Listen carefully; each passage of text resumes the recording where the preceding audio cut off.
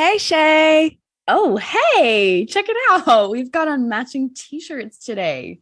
Yes, this is our uniform for recording episodes now, right? I mean, that's what I was thinking. Listeners, we're not wearing just any t-shirts. We're Mm-mm. proudly wearing our Teacher Think Aloud podcast t-shirts, and Woo. you can now have one of your own. Yes, head on over to our website, teacherthinkaloud.com, and click on support us to see our new t-shirts and an array of other goodies for purchase. Do it. Any proceeds help us to maintain this podcast, and we're extremely grateful for your support.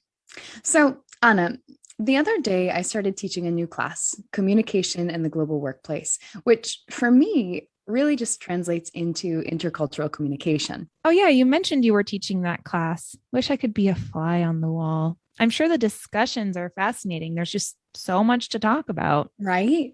In the globalized world, it's almost inevitable that we're going to interact across cultures in our personal and professional realms. So it feels important. But you and I, well, we spend our lives connecting with individuals from other backgrounds. Yeah. And it turns out that not everyone sees it the same way. That is, the relevance that intercultural communication has in our lives. In fact, when I asked my students why we study intercultural communication, a few people actually responded, because we have to. Oh, It broke my heart a little bit, I'll admit. yeah. I think this idea of intercultural communicative competence, Such a mouthful. we're going to call it ICC going forward. Mhm. This is something that isn't a given in language programs. It's not always presented as being pivotal in one's growth as a language learner, as a person. Mm-mm. So today we're going to reflect on the importance of teaching culture and ICC, and we'll create a foundation for beginning to do so if you don't know where to start. Yes.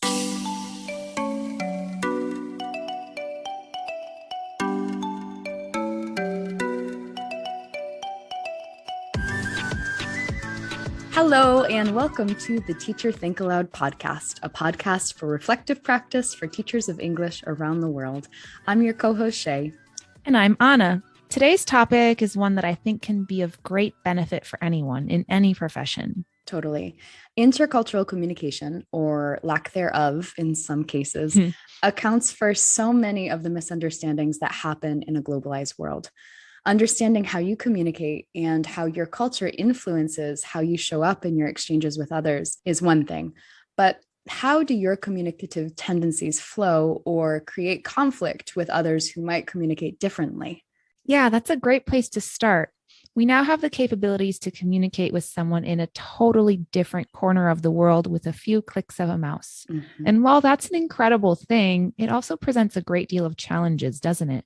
As individuals, we have an important role to play in being representatives of our culture when we interact with people from different backgrounds, right? We also have a responsibility towards others to try to understand their perspective, to find mutual understanding and communicative pathways, and even more so as educators. Right. Language teachers are tasked with understanding the pillars of intercultural communication because of how inextricably linked language and culture are. If the goal in a language classroom is communication in the target language, it's important that we don't just stop there with the actual language. That's absolutely it.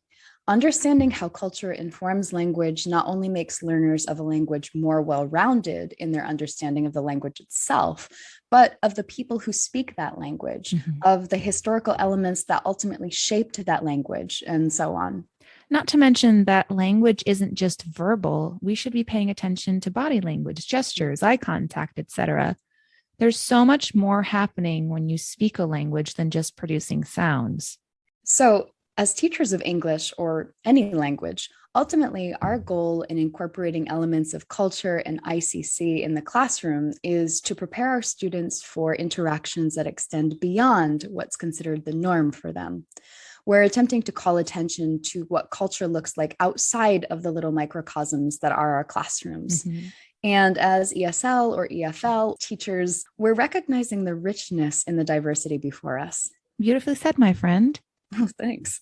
But one little detail I want to draw listeners' attention to is your mention of both ESL and EFL. Mm. That is, English as a second language and English as a foreign language. And we hear a lot of other variations too, like ENL, English as a new language, and EAL, English as an additional language, recognizing that our students are so beautifully multilingual that English may not be their second language. Yeah, so there's a lot of terminology out there, but I think distinguishing generally between ESL and EFL in terms of where the learning occurs is really important. Because as you said, in an ESL context, English as a second language, it means that you're teaching English within a context where English is the lingua franca. Right. So basically, teaching English in the United States or another country where your students are living in a place where they're speaking and using English. They have all these opportunities outside of class to be interacting with English and interacting with whatever culture of the English speaking country that they're in. And in general, in these contexts, you have a mixed group. I mean, not always, but you have more ability to have a mixed group in these contexts. And so you automatically have sharing of culture. And so opportunity for building ICC that comes in very naturally. Right. The students are communicating with one another. They have ample opportunity outside of the classroom to be exposed to another culture. But when you're in an EFL, English as a foreign language context, this takes place in a country where English is not the dominant language. So like learning English while in, I don't know, Belarus or Bolivia or Bhutan. BBB, nice alliteration there. Thanks. So even though you will have diversity in many EFL situations, it is less likely that you're going to have natural opportunities as you introduce students to intercultural communication. Yeah, in many cases, it's a homogenous group, which means you have to try a lot harder to expose students to elements of culture and intercultural exchanges. It's more difficult to get students to understand how learning about other cultures and improving their ICC is a worthwhile task. Right. So to summarize, in an ENL or ESL classroom, the need for intercultural communication skills is more obvious, not so removed from the learner's reality. But in an EFL context, there's a larger degree of separation. Learners know they need to learn the language, but they may be less convinced about the intercultural communication side of things. Yeah, how ICC is introduced and developed in those contexts is going to look really different, but there's a need for it in both contexts. The ability to interact with others in other cultures that you are not a part of, and to be able to basically shift between your one culture and other cultures.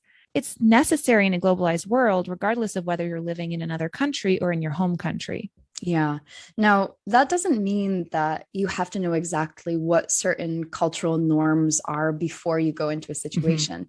It just means that you're able to kind of pick up on those subliminal kinds of cues and be able to adapt to those as you become more acquainted with that culture. Yes, that's a key distinction. It is impossible to know every nuance about a culture. It doesn't have to be necessarily like I'm speaking to this person and I know how to speak to them, but rather it's having the tools to perceive what might be appropriate in a certain situation based on someone's background. So essentially, being more open and being more curious. Maybe that means you're aware of what kinds of questions you should be asking in order to understand another culture, in order to operate within a system that is not your native system. Okay, so how the heck do we teach students to do that?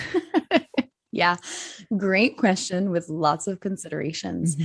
We've already established that the amount of buy-in that you get from students is going to vary depending on context and exposure that comes with that context. Right. So that means that all activities geared towards increasing your learners' ICC need to be grounded in that reality. The fact that they might not be able to connect so easily means that you have to start with the building blocks that will then allow them to access these ideas. Yes. And the best way to make something accessible, at least in my opinion, is to make a connection to self. I would say that the most effective place to begin is with fostering self-awareness within a cultural landscape, to reflect on not just the cultures of others, but also your own culture, why you think a certain way, how culture informs how you operate.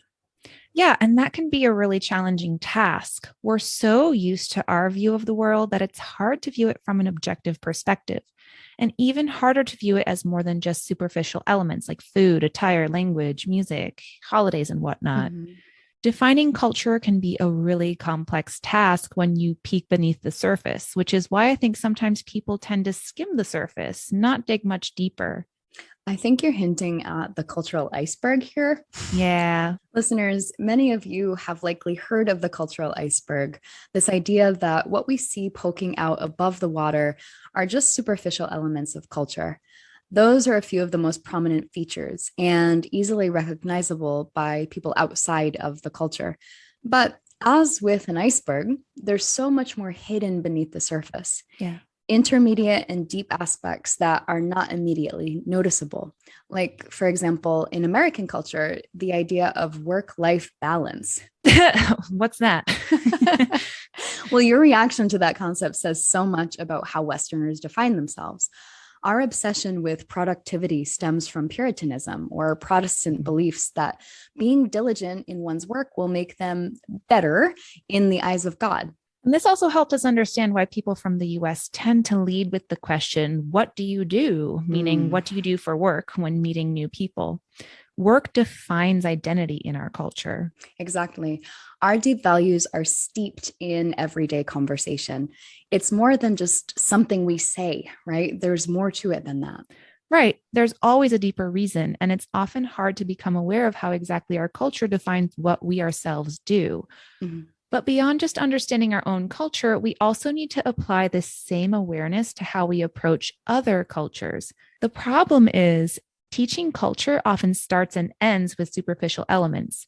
There's nothing wrong with associating certain types of language, music, or attire or food with a certain culture. It just becomes problematic when there's no deeper exploration. What lies beneath the surface? What are those intermediate and deep elements of a culture that we don't see? Superficial pieces of culture are easy to reference, but they warrant more detailed explanations. Exactly. So things like nonverbal communication, what courtesy looks like, concepts of time, how we demonstrate emotions, hierarchical frameworks, the list just goes on and on. And in some of those that you've just listed, we can see how having a different concept of time can impact how a learner shows up in your classroom, or like actually literally at what time they show up in your classroom. Exactly. And whether showing one's emotions is considered appropriate in different social scenarios might dictate how your student responds to academic setbacks, interpersonal conflicts with peers.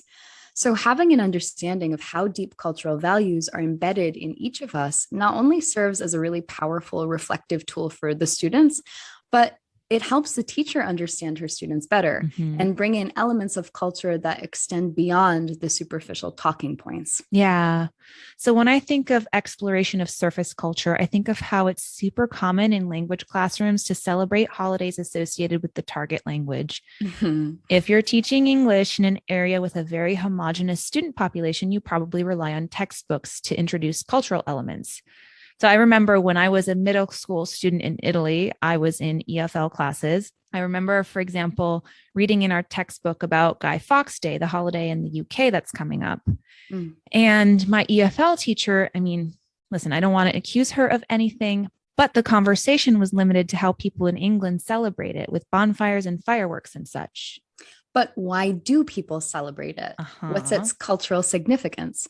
Guy Fawkes Day has this interesting history that examines this individual, Guy Fawkes, as both a traitor and a revolutionary hero, depending on who you ask, right? So this could very easily turn into a conversation about misunderstood revolutionaries, battles for autonomy in the country that you're located in, etc.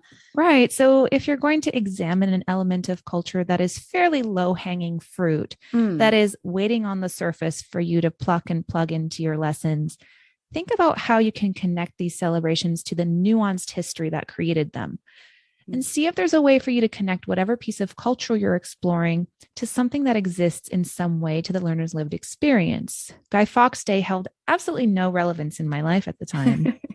And so what was the point, right? Your teacher was trying to incorporate culture, but did so in a way that missed its mark. Absolutely. And no hard feelings. There was an attempt. We won't tell her. So all of these pieces of culture, surface, intermediate, and deep, they inform human behavior, right? And we're saying that looking beyond what is most apparent is actually where the bulk of identity stems from. I always try to think about how I can speak to cultural values and how they can present themselves in these seemingly superficial acts or phenomena, like celebrating Guy Fawkes Day. Yeah, typically there's more than meets the eye, right? Yeah, I think of how classrooms in the US have started to adopt what can sometimes be considered a watered down version of Dia de los Muertos or Day of the Dead celebration, which is celebrated on November 1st and 2nd in Mexico. Right. So maybe students will create colored banners or makeshift altars or paint candy skulls, but do they really know why they're doing it? I don't know. I've seen it treated as Mexican Halloween, and that's a gross misrepresentation. Now, I'm sure some teachers talk about how Mexican culture honors their deceased loved ones by creating altars and leaving gifts for them, inviting their spirits to visit and celebrating their lives.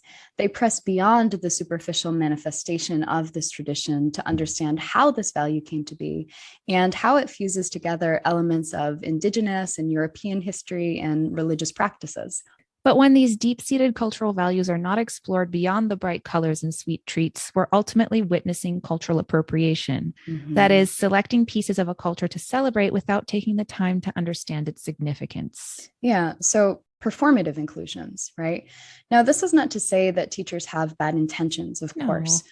but it happens more often than we realize because our views of culture are not as all encompassing as they could be.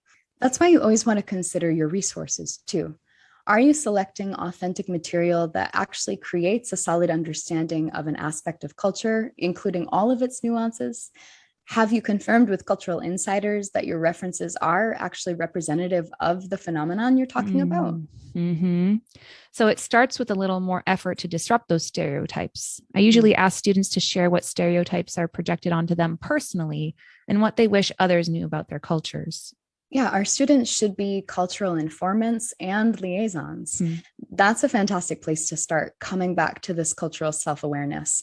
Asking students to think about how their cultural identities might be misunderstood or misrepresented allows for authentic sharing and creates space for them to imagine that it happens to their peers too.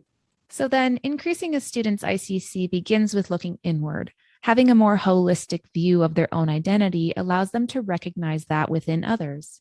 ICC is really just looking at your actions and those of others in a more objective way, placing yourself in the role of the observer and looking on without judgment. Mm. ICC means that we accept others' perspectives as truths, just as we do our own. You know, you just reminded me of one of my favorite TED Talks, and this is a short 2-minute one. Oh, It's called Weird or Just Different. oh, I haven't seen that one. No? Well, No. so the speaker, Derek Sievers, gives examples of different cultural elements like the way street blocks are numbered in Japan or how the world map is laid out. And he talks about the reasons behind why things are done the way they're done in different cultures. He argues that what we consider weird, which has a sort of negative, judgmental connotation, is actually just a different perspective. And there are reasons for the superficial elements that we see. And if we just thought about it for a minute, it would make sense to us. We can understand it. It sounds like he's asking us to challenge the assumptions that we have, sometimes that we don't even know that we have. Yeah, it's a fantastic watch. We'll link it for you listeners. I'll have to check it out. And so, really, being interculturally competent is something that everyone should aspire to be, not just our English learners. That gives the wrong message. We Mhm. should all be meeting each other in the middle where we can. Of course. We've talked about infusing elements of ICC in the language classroom, but there is also opportunity, and I would argue need, Mm. for non language educators to try to build in ICC to their curricula too, and employers to include it in their workforce development. Not only through examining and trying to better one's ICC are we improving our interactions with others, ensuring that they're grounded in empathy and respect, making the world a better place. Yes. Yeah, to get to this place, though, we have to think of the multiplicity that is cultural identity. Mhm. We have to consider the subcultures, socioeconomic factors, and otherwise that create nuance within a culture. Individualism plays a huge role too. And we have the power to widen our perspective and let others in. In not doing so, we're missing out on the dynamism that exists in this world. In the words of our listener, Anush in Armenia, ICC means living at ease with the world. Ooh, I like that. It's short and sweet and kind of sums up how ICC, understanding the perspectives of others, makes the globalized world go round. Yes, there's so much to get into here. And our discussion today highlighted some of our entry points to understanding and orienting ourselves towards ICC. But there's so much more to get into. Yeah. Anna, I think we're going to have to make this a series. Yes, indeed. So, teachers, we want to hear from you. What are you doing to increase your students' ICC? How does your department or institute ask you to incorporate culture into ICC? And what have you done to augment your own intercultural communicative competence? You can join the conversation on our various social media accounts. Email us via our contact form at teacherthinkaloud.com or comment via Twitter, Instagram, Facebook, or YouTube. We welcome your reflections, questions, and ideas. For more resources related to today's topic, take a look at our website and our podcast anchor page, anchor.fm/teacherthinkaloud. And if you have a chance, listeners, check out our support us page at teacherthinkaloud.com. We appreciate the love. Thanks so much for joining us on the Teacher Think Aloud podcast. And until next time, happy teaching and happy reflecting.